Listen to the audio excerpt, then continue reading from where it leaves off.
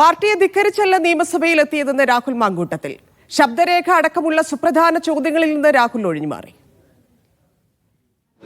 അപ്പം ഇപ്പോഴും സസ്പെൻഷനിലാണെന്ന് പറഞ്ഞാലും ഞാൻ പരിപൂർണമായി പാർട്ടിക്ക് വിധേയനായി മാത്രം പ്രവർത്തിക്കുന്ന ഒരാളാണ്. ഞാൻ ഒരു നേതാവിനെ കാണാൻ ശ്രമിച്ചിട്ടില്ല. കാരണം സസ്പെൻഷൻ പീരീഡിന് ചില മാനദണ്ഡങ്ങളുണ്ട്. വ്യക്തിപരമായി കാണാൻ ശ്രമിച്ചിട്ടില്ല, ആരെയും കണ്ടിട്ടില്ല, ആരും അനുവാദം അതുകൊണ്ട് തന്നെ നിഷേധിച്ചിട്ടുമില്ല. ഇപ്പോൾ ഇതിനകത്ത് ഒരു അന്വേഷണം നടക്കുകയാണ്.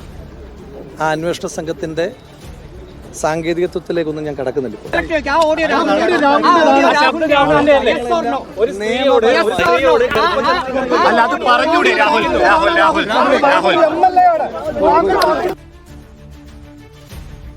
വാർത്തയുടെ കൂടുതൽ വിശദാംശങ്ങളുമായി KR സാജുവും സാജിദ് അജ്മൽ പാലക്കാട് നിന്നും ചേരുന്നുണ്ട്. ആദ്യം സാജുവിലേക്ക്. സാജു, ഇന്നിപ്പോൾ രാഹുൽ മാങ്കൂട്ടത്തിൽ സഭയിൽ എത്തിയിരിക്കുന്നു. നാളെ എത്തുമോ എന്നൊരു ചോദ്യം ഉയരുന്നുണ്ട്. കാരണം ഇന്നത്തെ ദിവസത്തിന്റെ പ്രത്യേകത അറിയാം, അതങ്ങനെ പിരിയുന്ന സഭയായിരുന്നു. പക്ഷേ നാളെയായിരിക്കും പ്രതിപക്ഷവും ഭരണപക്ഷവും ഒക്കെ വിവിധ വിഷയങ്ങൾ സഭയിൽ ഉന്നയിക്കുക.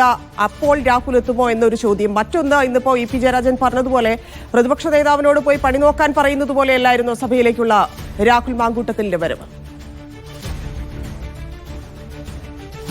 രാഹുൽ മാങ്കൂട്ടത്തിന്റെ വരവ് പ്രതിപക്ഷ നേതാവിനിട്ടുള്ള അടിയാണ് എന്ന കാര്യത്തിൽ യാതൊരു സംശയമില്ല. അതിലേക്ക് എത്തിച്ചേർന്ന സാഹചര്യങ്ങൾ കൂടി പരിശോധിച്ചു കഴിഞ്ഞാൽ രാഹുൽ മാങ്കൂട്ടത്തെ സഭയിലെത്തിക്കുന്നതിലൂടെ പ്രതിപക്ഷ നേതാവിനിട്ട് ഒരു കൊട്ടുകൊടുക്കാമെന്ന് A ഗ്രൂപ്പിലെ ചില നേതാക്കളും KC പക്ഷത്തെ നേതാക്കളും കണക്കുകൂട്ടി. അത്തരം നേതാക്കളുടെ ഒരു കൂട്ടായ നീക്കത്തിന്റെ കൂടി ഭാഗമായിട്ടാണ് രാഹുൽ മാങ്കൂട്ടം പ്രതിപക്ഷ നേതാവിന്റെ കടുത്ത എതിർപ്പിനെ അവഗണിച്ചുകൊണ്ടും ഇന്ന് നിയമസഭയിലേക്ക് എത്തിച്ചേർന്നത് എന്നത് വ്യക്തമാണ്. ചില നേതാക്കളുമായി ആശയവിനിമയം നടത്തിയ ശേഷമാണ് രാഹുൽ സഭയിലേക്ക് എത്തിയത് എന്ന കാര്യവും ഉറപ്പാണ്. ഇത്തരത്തിൽ ഉള്ള നീക്കമാണ് നടന്നത്.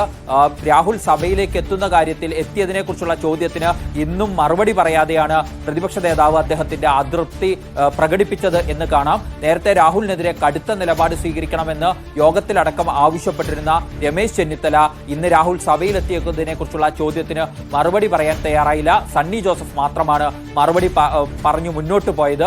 സണ്ണി ജോസഫ് അക്കാര്യത്തിൽ ഉള്ള മറുപടി പറയുമ്പോൾ അത് MLA എന്ന നിലയിൽ ഉള്ള വരവാണ്, രാഹുൽ ഞങ്ങളുടെ ഭാഗമല്ല എന്ന് ഞങ്ങൾ നേരത്തെ വിശദീകരിച്ച് കഴിഞ്ഞു എന്നതടക്കമുള്ള കാര്യങ്ങൾ പറയുകയും ചെയ്യുന്നുണ്ട്.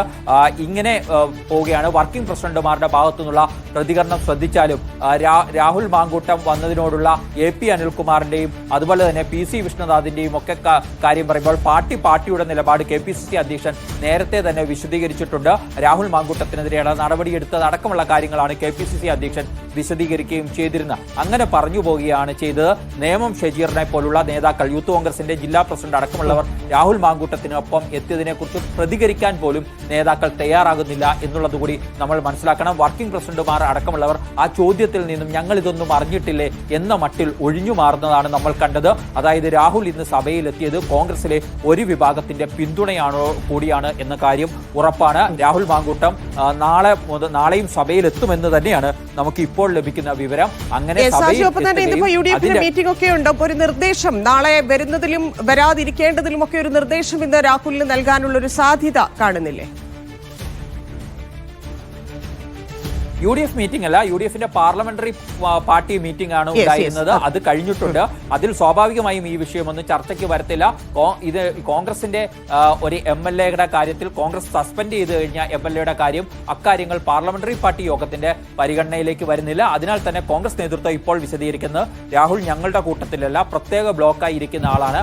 അയാൾ നിയമസഭയിൽ വരണമോ വേണ്ടയോ എന്ന കാര്യത്തിലൊന്നും ഒരു നിർദ്ദേശവും കൊടുക്കാൻ തങ്ങൾ ഉദ്ദേശിക്കുന്നില്ല. അങ്ങനെ തങ്ങളുടെ ഭാഗമല്ലാത്ത ഒരാൾക്ക് തങ്ങൾ എങ്ങനെ നിർദ്ദേശം കൊടുക്കും എന്ന സാങ്കേതികതയിൽ ഊന്നിയുള്ള ചോദ്യമാണ് കോൺഗ്രസ് നേതൃത്വം തിരിച്ചു ചോദിക്കുന്നത് തന്നെയാണ്.